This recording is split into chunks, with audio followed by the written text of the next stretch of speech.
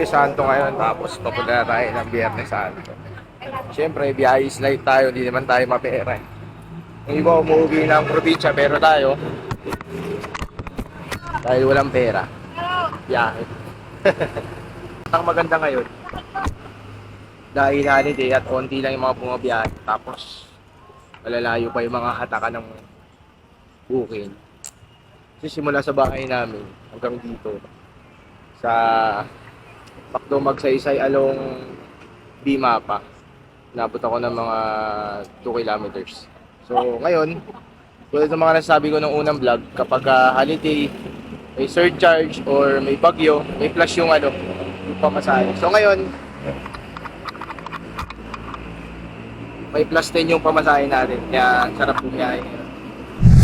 Good evening, ma'am. Sa baba na po kayo?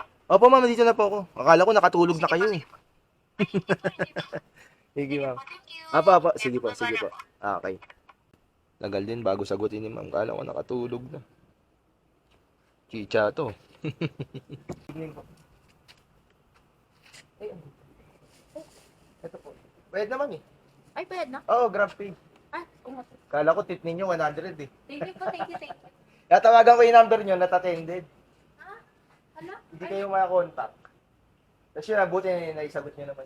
Sige, thank you. Sige ma'am, sige po, sige po. Abot lang 100. Bigla ako, kala ko, tip na eh. 932.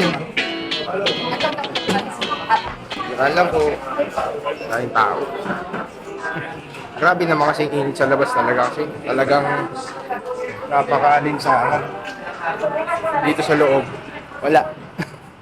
O, tingnan mo. Biglang init. Doon sa loob, sarap. Pero pagdating dito sa labas, alintana. Pero syempre, hindi ko nararamdaman yan. Tingnan nyo naman yung suot ko. Sa Vintage Sportswear Apparel.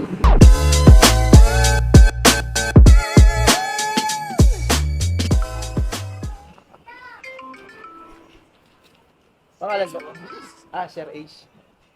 Alam ko dito. Last time kasi nag-deliver ako dito sa HK Store dito. Dito eh, kaya akala ko lahat ng mga order. Oo! Okay na po. Salamat, sir.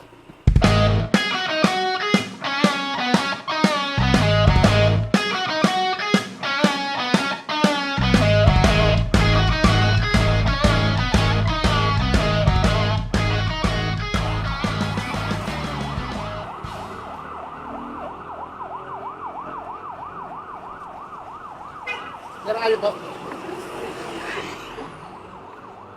Ano yan? 358, sir.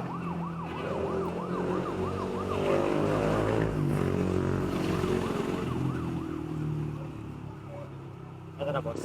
Thank you. Okay na, sir. Salamat po. Unang cash natin. Papaswerte. Para ganda biyahe.